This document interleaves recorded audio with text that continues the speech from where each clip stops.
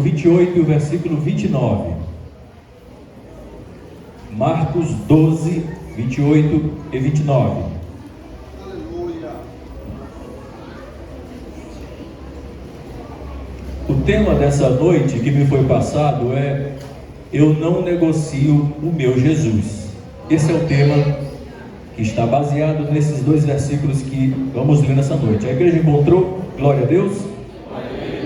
Aproximando-se dele um dos escribas, que os tinha ouvido disputar, e sabendo que eles tinha respondido bem, perguntou-lhe: qual é o primeiro dos mandamentos?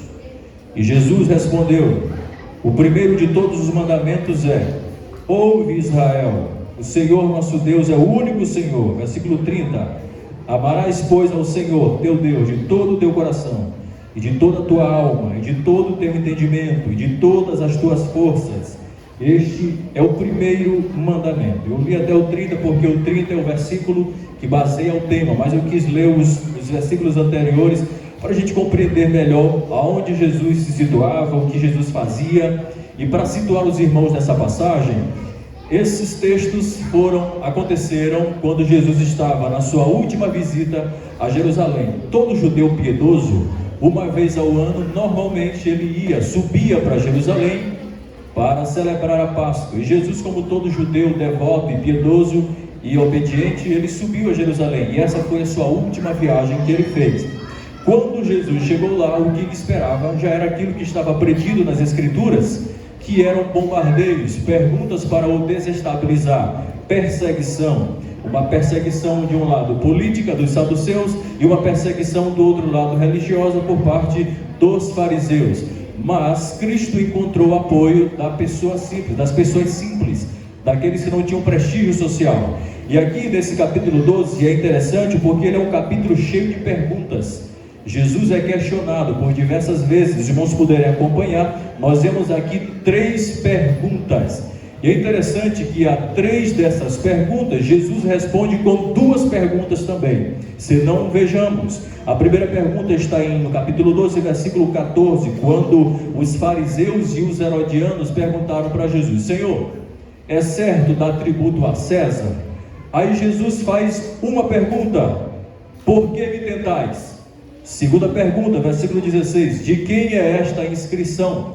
Jesus responde com 2 perguntas. Aí no versículo 23 e 24, os saduceus, que não criam na doutrina da ressurreição, chegaram perguntando a Jesus: Senhor, na lei de Moisés, quando uma mulher morria, o seu cunhado, por lei, era obrigado a casar com ela. Pode até parecer estranho para nós hoje, mas na época era uma maneira de garantia dos direitos sociais da mulher, da preservação da vida da mulher, que sem o marido nos tempos bíblicos ficava desamparada. Então Deus, inspirado por Moisés, estabeleceu que quando um marido morresse, então o seu cunhado, o cunhado da viúva, casaria com ela. E eles chegam com uma pegadinha para Jesus. Ela casou com 7 homens, todos 7 morreram. E no céu, quando chegar, com quem ela vai se casar? Aí Jesus responde com, primeira pergunta: vocês não acham que estão errando por não compreender as Escrituras e o poder de Deus? Segunda pergunta: por acaso vocês nunca ouviram dizer que Deus falou que é o Deus de Abraão, de Isaac e de Jacó? Por acaso Deus é Deus de mortos? Jesus responde com 2 perguntas. Aí vem a última pergunta, que é a pergunta que eu li nessa noite. Um escriba, fariseu, saduceu e escriba formavam a elite de Israel, porque eles se prestavam ao serviço religioso. Esse fariseu agora vem com uma pergunta diferente. Ele viu que Jesus respondeu bem e perguntou: Senhor, qual é o primeiro mandamento? Aí Jesus responde: o mais importante do mandamento. Onde que eu quero chegar? É que Jesus, ele respondia com perguntas.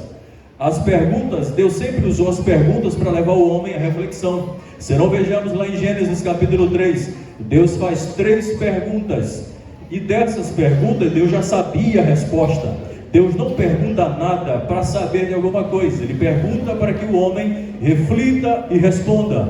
Primeira pergunta lá em Gênesis: Adão, onde tu estás? Parece que Deus está brincando. Como assim? Deus é onisciente e está perguntando para Adão onde é que Adão está.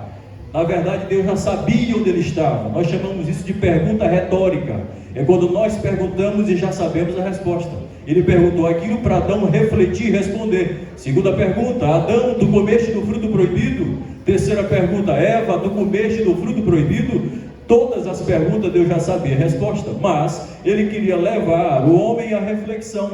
Por isso é que ele fez essas perguntas. Aí o que eu acho interessante aqui é que na primeira das respostas de Jesus, ele responde dizendo: dai a César o que é de César e dai a Deus o que é de Deus. Resposta de Jesus que nos faz introduzir na mensagem dessa noite, no tema dessa noite. Quando Jesus disse: dai a César o que é a César e dai a Deus o que é de Deus, ele está falando de dar a Deus o que lhe pertence. Quando eu não dou a Deus o que pertence a Ele, eu estou negociando com aquilo que não é meu. Isso é muito sério, porque o Senhor já nos deu muitas maravilhas. O Senhor nos encheu de graça, o Senhor nos encheu de um conhecimento da verdade, o Senhor nos encheu de sua graça misericordiosa, e quando nós não repartimos, nós ficamos com o que não nos pertence.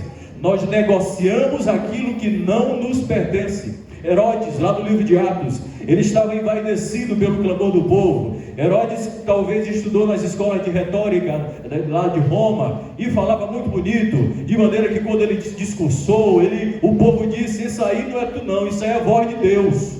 Aí ele ficou envaidecido e não deu glória a Deus, e Deus o matou. É o que acontece quando nós ficamos para nós com aquilo que não nos pertence. Deus nos revestiu de glória, mas essa glória não é para negociarmos, é para devolvermos a Ele, é para tributarmos a Ele. É por isso que nós pentecostais sempre dizemos glória a Deus, glória a Deus e glória a Deus, porque nós reconhecemos que nós só damos a Deus porque já recebemos primeiro. Aí no livro de Jó tem uma pergunta retórica, e o livro de Romanos faz a mesma pergunta. O profeta pergunta e Jó pergunta: quem foi que deu alguma coisa para Deus sem que primeiro não tenha recebido dele? Irmãos, tudo que damos a Deus, na verdade nós não damos, nós retribuímos, nós devolvemos, porque primeiro Ele já nos deu. Se eu glorifico a Deus, é porque Ele já me encheu de sua glória maravilhosa, porque me deu o privilégio de ser filho. Se eu tributo louvores a Deus, é porque o Espírito Santo ensinou meu coração para cantar. Aí eu devolvo aquilo que eu recebi, e quando eu não devolvo para Deus o que eu recebi, eu estou trocando, estou negociando aquilo que não me pertence, aquilo que pertence a Deus. Nós que pregamos, nós que cantamos, os irmãos que tocam, nós precisamos evitar o problema da vaidade. Irmão, a sua pregação foi muito boa. Irmão, o senhor canta muito bem, você toca muito bem, e às vezes a gente quer se envaidecer, mas aí todas as vezes eu lembro: se eu sou o que sou, graças a Deus. Se eu tenho o que tenho, foi Deus quem me deu, não me pertence, está emprestado para mim, está emprestado para você. Os dons que você recebeu não são seus, são de Deus. Devolva a Ele, porque pertence a Ele. É muito feio quando a gente se gaba do que não é nosso. É muito feio sair na rua pilotando o carro dizendo que é meu quando não é. Assim somos nós, quando nos gloriamos com aquilo que não nos pertence, com aquilo que pertence a Deus, é dele. Quem tem que se gloriar, se glorie nele, diz a Bíblia Sagrada. Nós, quando não damos glórias a Deus, quando não retribuímos a Deus aquilo que Ele nos deu, nós negociamos o seu dom. Aí interessante que na segunda resposta de Jesus, Ele responde com uma pergunta retórica: vocês não acham que estão errando por não conhecerem as Escrituras e o poder de Deus? Jesus nos faz refletir em 3 erros. O primeiro erro é conhecer as Escrituras e não conhecer o poder de Deus. É aquele pessoal que sabe os mais elevados postulados da teologia, mas não acredita que Jesus pode levantar um paralítico. É aquela pessoa que crê que Jesus pode fazer, mas não crê que Ele pode libertar fulano de tal que está lá nas drogas. É aquela pessoa que entende o Antigo Testamento e o Novo Testamento de ponta a ponta, mas não crê que os dons espirituais são disponíveis hoje. Esse é o primeiro erro. O segundo erro é ter o poder de Deus, é conhecer o poder de Deus e não conhecer as Escrituras. Quem conhece as Escrituras e não conhece o poder vira frio, formalista, Quem conhece e busca só o poder de Deus, mas não busca conhecê-lo nas Escrituras, se torna um místico, de repente um fanático, alguém que só gosta do movimento, só do poder. E ao terceiro grupo, o terceiro erro, é aquele que não conhece nem as Escrituras e nem o poder de Deus. Mas aqui está a igreja. Essa igreja conhece as Escrituras e conhece o poder de Deus. Essa igreja entende que a Bíblia é a revelação de Deus, que aqui está o destino da igreja, aqui estão as nossas promessas, as promessas de vida eterna. É a igreja que tanto sabe a Bíblia, como sabe que Deus pode levantar um paralítico, como sabe que o seu poder pode ser derramado nessa noite aqui em nosso meio. Nós acreditamos tanto em uma coisa quanto em outra. Há vertentes religiosas e protestantes que não acreditam que Jesus pode batizar hoje, ou que exista dom de cura hoje. Eles só conhecem as Escrituras, mas não conhecem o poder. Mas deixa eu perguntar, quem conhece o poder de Deus? Eu conheço, porque eu sou vítima desse poder, eu sou a testemunha desse poder. Você que estava onde estava, está aqui por causa do poder de Deus. Você que tinha sentença decretada de morte, mas Deus foi lá e virou a chave. Você que não tinha mais jeito, mas o poder de Deus se aperfeiçoou na sua vida.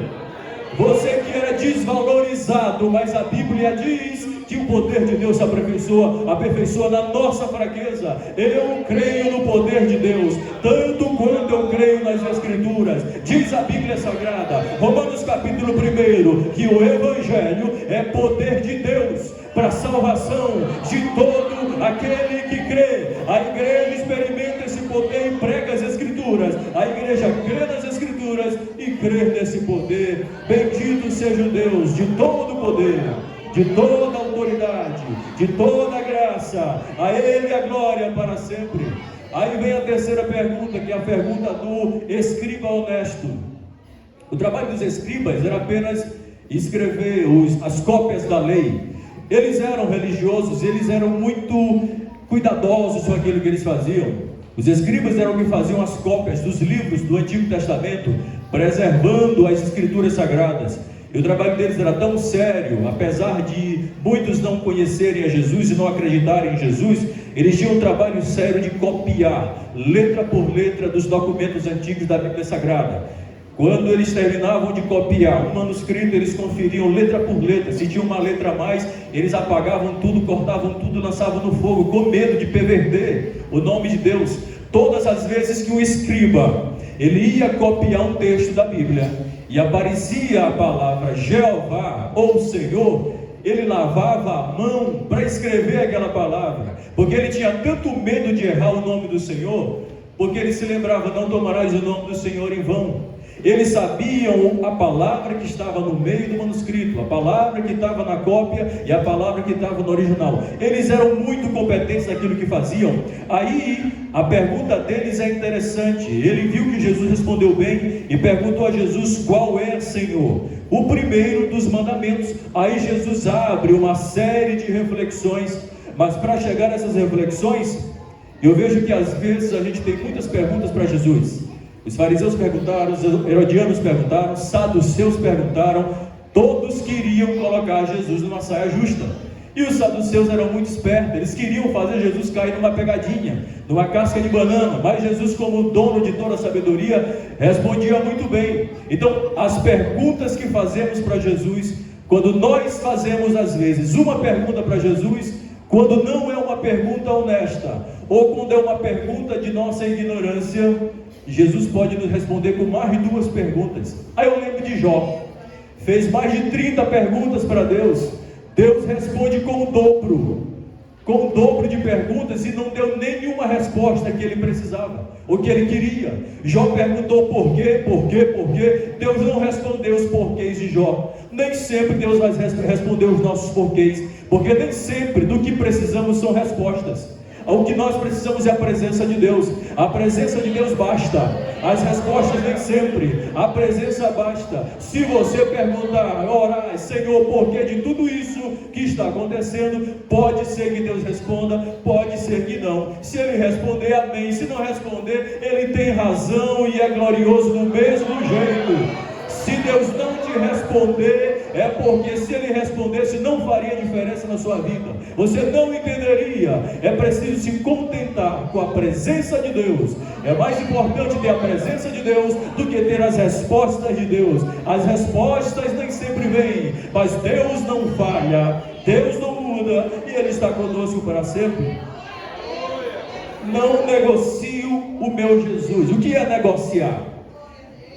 Eu lembro disso quando eu estava no ensino fundamental, que as primeiras formas de comércio eram trocas, na verdade. Não eram comércio de compra e venda, eram trocas. Se a gente conversar com os habitantes mais antigos da nossa cidade, percebe-se que assim que era. Quem ia para a praia levava farinha e trocava com peixe. E assim que eram as primeiras formas de comércio, era troca. No Antigo Testamento era só troca. Eu estava interessado em um produto, levava outro produto e trocava. Então negociar é trocar. No Novo Testamento começa a mudar a coisa, porque começam-se a imprimir, ou melhor, se confeccionar moedas de metal. Aí surge o denário, surge o talento, surge a dracma, que eram moedas daquela época. Então negociar tanto é trocar, como é também vender. Negociar é trocar ou comprar aquilo que nós achamos vantajoso. E por que nós trocamos uma coisa por outra? Porque com certeza nós achamos vantajoso. Nós achamos um grande negócio trocar, por exemplo, uma moto que não está muito boa por um outro veículo melhorzinho. É um negócio e tanto, é mais vantajoso. Aí eu trago isso para a nossa vida espiritual e vejo que será que nós não estamos trocando alguma coisa por Cristo, porque a troca está sendo mais vantajosa do que Jesus? Eu me pergunto por que nós não oramos muito. Me pergunto por que nós oramos pouco. Será que a presença de Cristo é mais desinteressante do que aquilo que o substitui? Eu quero vos dizer que a nossa comunhão é uma preciosidade. A comunhão com Deus é uma preciosidade. E quando nós trocamos a comunhão com Deus, nós estamos dizendo: essa coisa que eu troquei é mais atraente do que o nosso Senhor. Isso é muito sério. No dia em que Jesus deixar de ser interessante para nós, é porque a nossa situação espiritual está precária. Jesus não pode ser desinteressante. Os homens olhavam para Jesus e diziam que não havia nele nem beleza e nem formosura, lá em Isaías 53. Só que para a igreja, Jesus é o maior padrão de beleza que existe. Não são os modelos da passarela, dos desfiles aí pelo mundo. Jesus é o padrão de beleza. É Jesus quem chama a nossa atenção. É por isso que a igreja não troca Jesus, porque acha ele mais interessante, mais bonito, mais poderoso, o nosso Salvador. E quando nós substituímos a comunhão com Deus por outra coisa, nós estamos dizendo: Jesus não é tão interessante assim. Graças a Deus que a igreja do Senhor sempre priorizou a comunhão com Deus. E quando nós trocamos, nós estamos priorizando alguma coisa em detrimento da outra coisa. Nós estamos colocando uma coisa em primeiro lugar e deixando a outra coisa em segundo lugar. É uma questão de prioridade. Qual tem sido a nossa prioridade ultimamente? É interessante que Deus não exige muito de nós. Ele exige o suficiente. Veja bem, de 7 dias da semana, apenas um é exclusivo para adoração. De tudo que se ganha, apenas 10% é pedido por Deus. Deus não exige tanto de nós. Não é difícil, não é tão difícil, porque aquilo que era complicado, Jesus simplificou. Mas mesmo assim, mesmo Jesus tendo facilitado, ainda substituímos a presença de Deus por outras coisas. E as perguntas vêm, e Jesus nos pergunta nessa noite: por que tens me trocado? Por que tens me substituído? Aí a pergunta do escriba, ela é muito interessante. Ele começa elogiando Jesus. Existe uma diferença entre elogiar por reconhecer a glória e elogiar para depois atacar. Os saduceus começaram elogiando: Senhor, Tu és mestre, Tu és grande, Tu és poderoso. Mas só que esse escriba piedoso, ele reconhece que Jesus tinha respondido bem. Versículo 28, sabendo que ele tinha respondido bem. Jesus é a resposta. Jesus responde bem. Pode o teu corpo não reagir, não responder bem ao tratamento, mas Jesus responde bem. Jesus é a razão de todas as nossas dúvidas. Qualquer que seja a nossa dúvida sobre o futuro, a resposta é Cristo. Qualquer que seja a sua pergunta, a resposta é Cristo. Pode ser doença, a resposta é Cristo. Pode ser a porta fechada, a resposta é Cristo. Ele responde muito bem. Meu irmão, eu não sei qual é a sua inquietação nessa noite. Entregue para Deus. Se Ele não responder, se contente com a presença dEle, se contente com a graça dEle, porque a graça basta. Tudo nesse mundo não basta, mas a graça basta. A pergunta do escriba é interessante: qual é o maior dos mandamentos? Ele queria saber prioridade nessa vida. É como se ele estivesse dizendo: qual é a minha maior prioridade? E Jesus responde: a maior prioridade é amar a Deus acima de todas as coisas. Mateus capítulo 6, versículo 33. Qual é a nossa prioridade? Buscar o reino de Deus e a sua justiça. Isso é prioridade. Quando nós buscamos outra coisa, nós estamos trocando o ouro pela pedra, nós estamos trocando a madeira pela palha, nós estamos trocando o céu pela terra. Mas a prioridade é o que nos interessa nessa noite. E aí nós vemos que os homens correm atrás de dinheiro, correm atrás de tantas coisas, depois gastam dinheiro por causa da saúde, depois gastam tudo para se manter bem, saudável. E a pergunta de Jesus, Marcos 8,36, a pergunta que atravessou os séculos e chega até nós, a pergunta é: o que adianta o homem ganhar o mundo inteiro e perder a sua alma? O que daria o homem em troca da sua alma? A nossa alma é valiosa, ela é maravilhosa, ela é grande, mas há pessoas trocando a Cristo por outras coisas. Mas se você veio essa noite aqui, é porque você trocou o conforto de sua casa para estar aqui. Você trocou a oportunidade de estar em casa descansando para estar aqui adorando. Nem sempre é hora de descansar, mas sempre é hora de adorar. Se você veio aqui nessa noite, é porque você trocou tudo por causa de Jesus, por causa dele, unicamente por causa dele. Há pessoas como Esaú, que trocou a bênção da primogenitura por um prato de lentilhas, insignificante. São crentes gulosos, carnais, que trocam tudo por outras coisas materiais. Mas aqui nessa noite, a igreja é como José. José trocou a cama pelo trono. Ele poderia estar na cama com a esposa de Potifar, mas ele preferiu trocar a cama visando o trono. Aí eu lembro de Jesus Cristo, que trocou a glória do céu pela humilhação da cruz. Tudo por mim, tudo por você, tudo por nós. Não podemos trocar aquele que trocou o benefício da glória pelo sofrimento da humilhação lá na cruz. Aí eu fico pensando, irmãos, sutilmente, quando eu recebi o convite e o tema, eu fiquei sem entender a relação entre versículo e o tema. Depois que eu fui ler, que eu fui entender que tem tudo a ver, e é mais profundo do que nós imaginamos.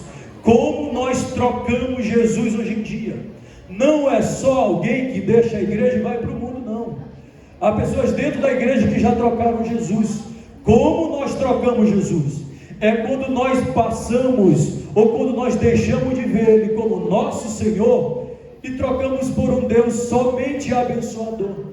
É quando nós deixamos de ver o Jesus que é Senhor e passamos a ver Jesus como se fosse o nosso servo, aquele que a função é só abençoar, é só abrir porta, é só curar. Não podemos trocar a ideia de que Jesus é Senhor, de que Deus é Senhor. Se Ele é Senhor, é Ele quem manda, é Ele quem domina, é Ele quem determina. Ele não é o nosso servo. Muitas pessoas estão tornando Jesus, ou querendo tornar Jesus um servo. Há pessoas que, se pudessem, colocavam Jesus na parede: por que tu não me abençoa? Por que tu não me abre as portas? portas. Jesus não é servo nosso mais. Um dia ele foi servo, veio para servir. Hoje ele está no céu para ser servido. É servido pelos anjos, é servido pela igreja. No céu pelos anjos, na terra pela igreja. E a ele a glória para sempre.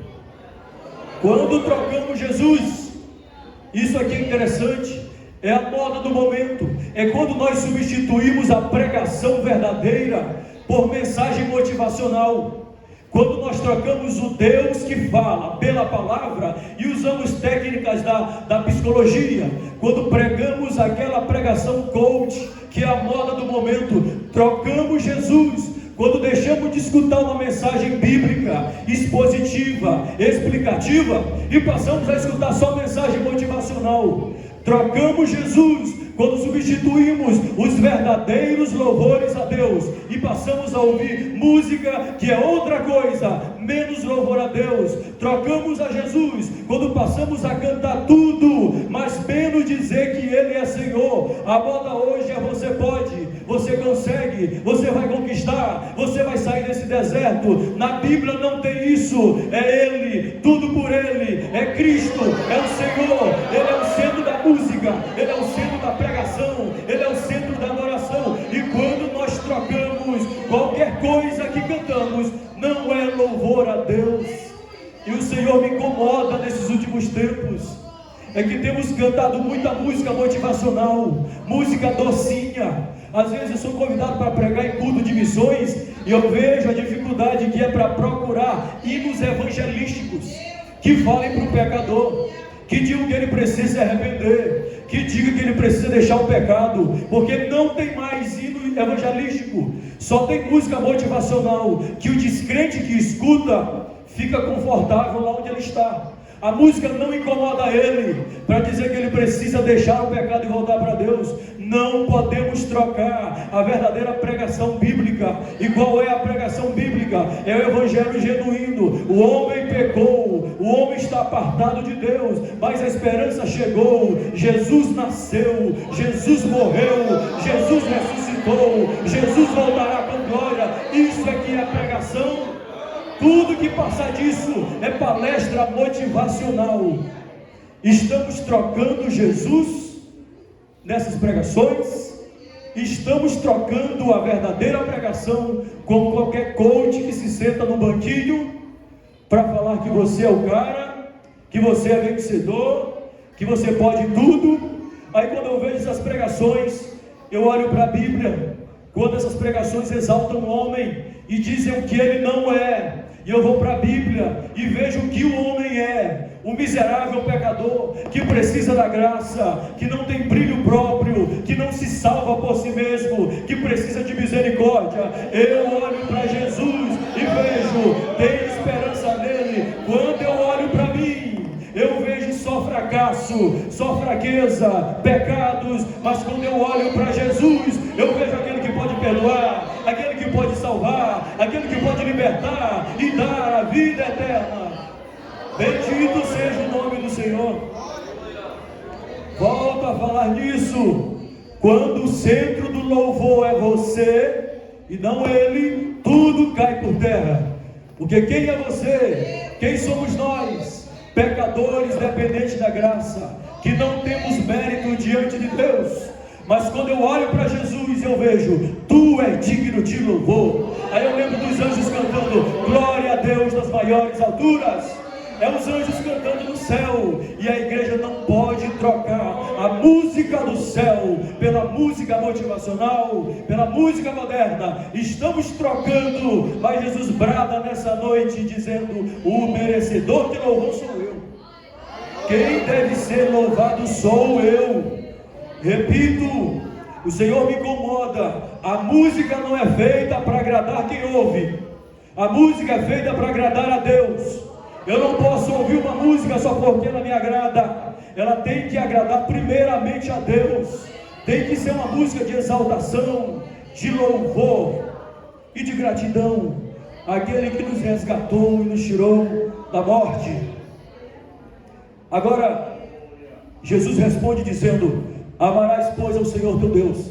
Jesus responde a uma pergunta sincera. Aquele homem, diferente dos demais, que perguntavam com seguras intenções, esse aqui perguntava com intenção verdadeira. E Jesus soube detectar isso. Escute isso: há pessoas que não merecem uma resposta sua, há pessoas que não merecem satisfação nenhuma, há pessoas que merecem uma resposta, há pessoas que merecem uma satisfação, e há pessoas que não merecem resposta nenhuma sua. Se Cristo te justificou, não deva satisfação, para que não tem nada a ver com você, com a sua vida. A resposta de Jesus foi interessante. O primeiro de todos os mandamentos é: ouve, ó Israel, o Senhor nosso Deus é o único Senhor.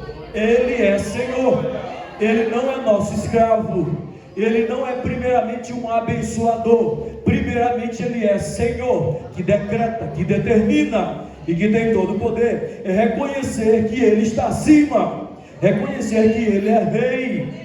Agora, a base do amor, já que amar, pois, ao Senhor teu Deus é o maior de todos os mandamentos, a base do amor é a lealdade.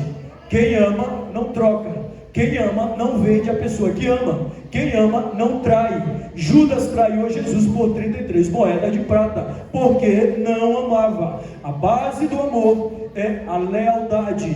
Precisamos ser leais a Deus em tudo, no nosso tempo, nas nossas finanças e em toda a nossa existência. Quem ama Jesus não negocia a sua fé. Quem ama Jesus não negocia os seus valores. As faculdades estão tirando a fé dos jovens. As faculdades estão tornando os jovens materialistas, progressistas, esquerdistas, perdem a visão do reino e acreditam numa política restauradora de todas as coisas, colocam a esperança no homem, quando a esperança está em Deus, se engajam em militância política contra a palavra de Deus. E a igreja que tem feito? Muitos têm negociado a sua fé, têm trocado Jesus por ideologia marxista lá nas escolas, exatamente porque não sabem se defender, ou pelo menos não entende a fé, não entende o que é o Evangelho. É por isso que eu disse nessa noite, existe um perigo em conhecer só o poder de Deus e não conhecer as Escrituras. Quem conhece as Escrituras vai para onde for, mas não troca a sua fé por nada. Eu fico me perguntando também, já que a base do amor a Deus é a lealdade, eu percebo que há muitos pregadores, há muitas pessoas que quando começam o ministério, pregam o que nós estamos pregando aqui, o que você do banco prega, mas depois que se torna famoso e amigo de gente famosa, aí muda a mensagem para não perder as amizades elegantes, para não perder as pessoas influentes da sociedade. Só que Paulo disse: eu não me envergonho do Evangelho. Fulano de tal pode achar que o que eu estou pregando é algo retrógrado, é algo preconceituoso, mas Paulo disse: eu não me envergonho disso. Pode chamar o que quiser, a pregação é essa, pode dizer o que quiser, pecado sempre vai ser pecado, pode falar o que quiser, a Bíblia sempre foi e sempre será a palavra de Deus, por mais que não queiram aceitar isso. Não podemos trocar a nossa pregação por nada, a nossa fé, os nossos valores, negociar os nossos princípios por nada, se vender por nada, como Esaú, que por causa da fome trocou a grande bênção, da primogenitura, por causa de um prato de comida. Judas trocou a Jesus, vendeu a Jesus por 30 moedas de prata. E como é que muita gente troca Jesus hoje? É quando nós trabalhamos de domingo a domingo, e quando chega no domingo nós não viemos para a escola dominical, porque estamos trabalhando, estamos trocando o trabalho pela palavra, estamos trocando o nosso sustento físico, material, pelo sustento espiritual. É quando nós acordamos cedo todos os dias, mas não queremos acordar cedo no domingo para vir para a escola bíblica dominical. Nós trocamos o conforto da cama, nós trocamos a escola bíblica pela cama confortável. E como eu disse no início, conforto nem sempre, adoração sempre, constantemente. Quando é que nós trocamos a Jesus? É quando nós passamos, jovens, horas seguidas no TikTok, vendo vídeo de absolutamente tudo, mas não perdemos tempo, achamos um saco assistir uma pregação expositiva de 40 minutos. É quando nós começamos a cochilar, quando uma mensagem explicativa vem. Nós trocamos a diversão do TikTok, do Instagram, por uma mensagem expositiva. Não abrimos algo para compartilhar ou para aprender da palavra de Deus. É quando nós temos dinheiro, irmãos, isso aqui é muito forte. Trocamos a Jesus quando nós temos dinheiro para tudo, mas não temos dinheiro para ajudar quem precisa. Trocamos a Jesus quando temos dinheiro para comprar tudo, mas não temos para contribuir na igreja, não temos para dar de oferta, não temos para dizimar. Trocamos tudo, gastamos tudo que temos e não temos para a igreja, não temos para Deus. Isso é trocar a Jesus na prática. Lembra que eu disse que troca é prioridade? Quando eu deixo de ofertar e gasto tudo que eu tenho em outra coisa que não é o reino de Deus, eu estou considerando os meus gastos pessoais mais importantes do que as necessidades da obra de Deus. O Senhor nos incomoda. O maior dos mandamentos é amar a Deus acima de todas as coisas. Mas o que não era amar a Deus? Há pessoas que acham que amar a Deus é passar 2 horas do culto aqui. Não, não é só isso. A menor parte do nosso tempo é no culto. Começa de casa. Nós temos 24 horas. O culto não começa aqui. O culto começa quando nós acordamos. A adoração não é quando nós passamos alguns momentos com as mãos levantadas cantando. A adoração é quando nós somos responsáveis em casa, quando nós somos crentes fiéis, quando respeitamos os nossos líderes, quando somos honestos, quando pagamos, quando compramos e pagamos. Isso é adoração e não começa aqui. Aqui é só 1h30, 2 horas de culto e as outras 22 horas. Ali Deus também quer ser adorado. Ali Deus quer ser exaltado. Isso não é amar a Deus. E às vezes nós gastamos tudo que temos para estar aqui e não priorizamos o nosso 30 minutos de oração em casa. Começa em casa, irmãos. O quarto secreto continua sendo o maior púlpito. O nosso quarto de oração continua sendo a nossa maior comunhão. Aqui é só para compartilhamento, aprendizado da palavra, quando o pastor ministra, quando alguém louva, mas começa em casa. Enganamos-nos se achamos que a adoração se resume a este culto. Quando nós sairmos daqui, a nossa vida precisa ser uma adoração. A adoração é um estilo, e quando nós olhamos para os anjos, lá em Isaías eles aparecem santo, santo, santo. Lá em Apocalipse eles aparecem santo, santo, santo por toda a eternidade. Sabe o que nos ensinam?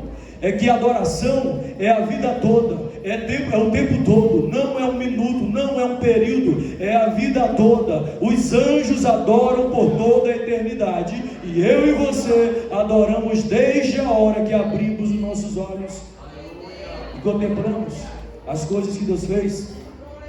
Aí Jesus disse assim, que tem que amar a Deus de todo o nosso coração. E amar a Deus de todo o nosso coração, priorizar a Deus, não é excluir as pessoas humanas. O que é amar a Deus de todo o coração? Você pode até amar sua esposa, sua mãe, seu filho, seu trabalho, mas somente um pode reinar no seu coração. No seu coração pode estar pai, mãe, filho, trabalho, tudo, mas somente um pode reinar. Somente Deus é o Senhor. Isso é amar a Deus de todo o coração. É a totalidade da existência. É quando o salmista diz lá no Salmo: bendize a minha alma ao Senhor, e tudo que há em mim, bendiga o seu santo nome. A minha boca adora, o meu pensamento adora, os meus pés adoram quando eu venho para cá, as minhas mãos adoram, tudo que há em mim, todo o coração. O Senhor é Rei, o Senhor é Deus, Ele habita em mim, Ele habita em você. É Ele quem manda, é Ele quem desmanda, é Ele quem decreta, porque Ele é o nosso Senhor, o nosso Salvador. Mas não é só amar com o coração. Quem ama só com o coração pode ter um amor emocional apenas. E amor não é só um sentimento. Sentimento passa. Amor é uma consciência que me leva a praticar o bem, a ver o outro melhor, a ver o bem do reino de Deus. Aí Jesus encerra dizendo: tem que amar a Deus com todo o entendimento. Como nós amamos a Deus com o nosso entendimento? É quando nós usamos o nosso raciocínio para entender por que Deus me ama, por que eu amo a Deus. Isso é que é amar a Deus com entendimento. De repente você não encontra respostas, porque Deus me ama. Aí eu lembro do hino da harpa: ó, porque Jesus me ama. Eu não posso explicar o que Ele viu em você para te amar, o que Ele viu em mim para te amar. Só tem uma explicação: graça sobre graça. Ele ama porque Ele quis, não porque nós somos florzinhas cheirosas. Não, nós nos tornamos agradáveis em Cristo. É por causa de Cristo que Ele nos ama. Glória ao amor de Deus, ó insondável amor, ó ousado amor. É um amor ousado, que aposta em quem ninguém aposta, que acredita em quem ninguém acredita, que dá oportunidade para quem ninguém imaginava ter oportunidade. É o ousado amor de Deus. Ele opera em nós. Por que eu amo a Jesus? Amar com entendimento é se perguntar: por que eu amo a Jesus? É entender que eu só amo a Ele porque Ele me amou primeiro. Eu só amo a Ele porque primeiro Ele me deu. Aí eu volto para o que eu falei no início da mensagem: se eu não amar a Deus, eu estou negociando o amor de Deus. Quando eu não devolvo o que Deus me deu primeiro, eu me torno um comerciante do amor de Deus, e isso é muito ruim. Aí, o que é amar a Deus com entendimento? É entender que a nossa vida não se resume aqui e agora. Existe uma eternidade. É quando eu penso no futuro. Amar a Deus com entendimento é não trocar o céu pelas coisas daqui. Volto a falar de novo, isso arde no meu coração. Quando nós pregamos só coisas para te deixar confortável, para viver aqui, nós estamos trocando o centro da mensagem. Porque o centro da mensagem não é presente apenas, ela é principalmente futura, escatológica. Colossenses capítulo 1, capítulo 3, versículos 1 e 2, o apóstolo Paulo disse: se já ressuscitaste com Cristo, buscai as coisas que são de cima. Versículo 2: pensai nas coisas que são de cima. Nós amamos a Deus quando nós pensamos nas coisas de Deus. Aí diz o hino da harpa: nas horas que passo pensando em Jesus. Que gostoso é pensar no nosso Senhor, que lindo é pensar no seu amor. Quando nós pensamos nas coisas de Deus, nós estamos amando a Deus com o pensamento, com entendimento. Salmo 1, versículo 2: o homem que não anda segundo o conselho dos ímpios, o seu prazer está na lei do Senhor, e nela medita de dia e de noite. O nosso prazer é pensar em Deus, não é pensar nas coisas que são daqui. Filipenses capítulo 3, versículo 13, Paulo diz assim: esquecendo-me das coisas que para trás ficam, prossigo para o alvo, para o prêmio da soberana vocação proposta em Cristo Jesus. O que ele está dizendo? O meu alvo não é olhar para trás, meu alvo não é olhar para o lado, meu alvo não é olhar para o chão, o meu alvo é olhar para o prêmio em Cristo, é olhar para cima, é olhar para o alto, e entender que aqui não tem esperança, mas em cima tem. Um dia, os discípulos estavam olhando no túmulo, na terra, porque estavam vigiando o corpo de Jesus. Porém, Jesus ressuscitou. Nunca mais os discípulos ficaram olhando as tumbas. Nunca mais a igreja fica olhando para a terra, porque Jesus uma vez surgiu da terra ao terceiro dia, mas no último dia Ele surgirá do céu. É por isso que nós não olhamos para a terra, nós olhamos para o céu, porque ao ressoar da última trombeta, Ele virá nas nuvens, Ele virá para nos buscar, e nós estamos olhando para Ele, nós estamos pensando nele. E quando nós trocamos as promessas do além pelas bênçãos daqui, estamos trocando o que é prioridade na nossa vida. Irmão, se Deus te curar, daqui a algum tempo você vai adoecer de novo. Irmão, se você morrer e ressuscitar, depois você vai morrer de novo. É a lei da vida, É por isso que a bênção daqui não pode chamar a nossa atenção do que a bênção de lá. A promessa da vida eterna, as bênçãos passam, os dons passam, as línguas passam, mas o amor permanece. Cristo é o mesmo. O nosso foco está no além, não está aqui. Nós não viemos aqui nessa noite para deixá-los confortáveis nesse mundo, não. Nós viemos aqui para dizer que nós aguardamos ansiosamente a volta do nosso Senhor. Nós aguardamos Ele aparecer nas nuvens.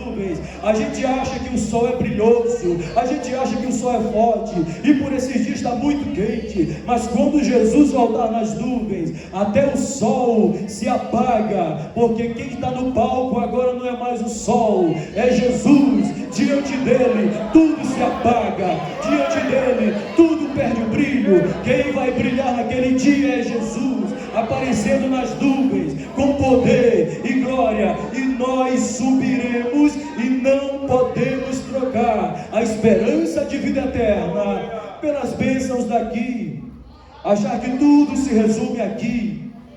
O que é amar com entendimento é entender que amor não é só um sentimento. O amor é uma consciência de que eu devo fazer o bem. Amor é consciência de que eu devo fazer algo para Deus. E isso se relaciona com o que Jesus disse: amar a Deus com todas as suas forças. Quando você não tiver mais força, mas o seu espírito tem. E jovens, aproveitem a força que vocês têm e amem a Deus com as forças. O que é amar a Deus com as forças? É com serviço, é com fazendo alguma coisa para Deus. Quando vocês estiverem velhos, não terão mais o mesmo tempo, a mesma energia, e de repente se arrependerão, porque não dedicaram mais tempo para Deus. Mas quem ama a Deus, diz para Deus: Senhor, os meus músculos te adoram, a minha força te adoram, o meu serviço te glorifica, eu faço algo para Deus, porque eu amo a Deus. E se nessa noite o Senhor te incomodou para refletir sobre o que nós temos trocado pela vida eterna, agora é hora de voltar ao primeiro amor. Se a expectativa, eu sempre digo isso, se a expectativa de um milagre aqui for maior do que a expectativa da volta de Jesus, pare tudo e volte ao primeiro amor. Porque a nossa esperança não é passar numa faculdade, nossa maior esperança não é casar, nossa maior esperança não é ter filhos, não é passar no concurso, ganhar muito dinheiro. Nossa esperança é ver o nosso Senhor, é ver o nosso corpo glorificado como de Cristo, é ver Ele aparecendo nas nuvens. E se o Senhor te incomoda nessa noite, reflita, volte às origens. Tudo que precisamos em muitos momentos é apenas voltar a orar, voltar a se congregar, voltar a contribuir, voltar a se santificar. Se for esse o caso, volte de onde estás, que Deus te espera, dizendo: eu não te troquei, o Senhor não te trocou, Jesus não te trocou. Ele preferiu deixar a glória do seu trono pela humilhação da cruz por causa de você, como quem querendo dizer: eu tanto te amei que eu troquei tudo por causa de você.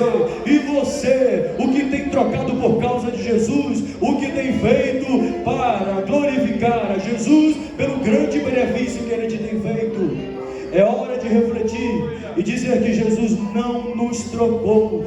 Lá em Efésios está escrito que Ele amou a igreja e a si mesmo se entregou por ela. E a Bíblia nos deixa claro: Jesus não se entregou pela metade, Jesus se entregou todo, por inteiro. É por isso que temos que amar por inteiro, de todo o coração, de todas as suas forças, de todo o entendimento. Não é amar pelas metades, não é fazer alguma coisa e parar de fazer, não porque cansou, mas porque não quer. É se entregar por inteiro. Fique de pé, que eu já estou de pé. Essa noite vamos buscar a graça de Deus. Se tem alguém aqui nessa noite que ainda não conhece a Jesus, e que por a vida toda trocou a presença de Jesus pelos prazeres deste mundo, é hora de se decidir. Onde está a primeira pessoa que nessa noite quer trocar o mundo por Jesus? Eu te asseguro com toda certeza, é a melhor coisa que você pode fazer. é aceitar a Jesus, é deixar esse mundo que passa por aquele que permanece para sempre. E se você vier a Cristo nessa noite, você também viverá eternamente, porque o dom de Deus é a vida eterna que chegou na família. Podemos nos alegrar, porque isso aqui, meus irmãos, isso aqui é mais importante do que 1000 pessoas ressuscitadas. Isso aqui é mais importante do que 1000 cadeiras de rodas sendo abandonadas. O maior milagre não é alguém ressuscitar. O maior milagre não é alguém saltar de uma cadeira de rodas. O maior milagre é a salvação. Aqui está o grande milagre. É o sangue de Jesus. É o efeito do sangue de Jesus. É o efeito da cruz que ecoa pela eternidade. Onde está mais uma pessoa? Pode vir uma criança, o idoso, o jovem. Venha nessa noite, Jesus te espera, Ele não te troca. Se não tem mais ninguém, nós temos a Jesus, nós temos a Cristo, e ficamos com Ele, e vivemos com Ele, morreremos com Ele, e ressuscitaremos com Ele. Quem crê? Quem crê? Alguém para a reconciliação também, venha agora, em nome de Jesus. Você tem a oportunidade, assim como essa família está fazendo, faça também. Tem alguém para reconciliação? Tem alguém que precisa reconciliar? Não trocar Jesus por nada? Tem alguém? Nós vamos orar por essa família, reconciliando. Vamos orar juntamente com essas 2 crianças lindas. Vamos orar.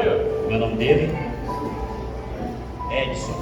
Senhor nosso Deus, aqui está o Edson se reconciliando. Toma ele em tuas mãos, juntamente com essas 2 crianças. Guarda, protege e toda a sua família. Que seu nome esteja escrito no livro da vida. Ser com ele e assim, Senhor, ele venha ter cada dia mais prosperidade na tua presença. Perdoa os seus pecados. Em nome de Jesus. Amém. Pai, Senhor, irmão, seja bem-vindo. Senhor, criança. Senhor, Deus abençoe você. Amém. Podem sentar. Meus irmãos,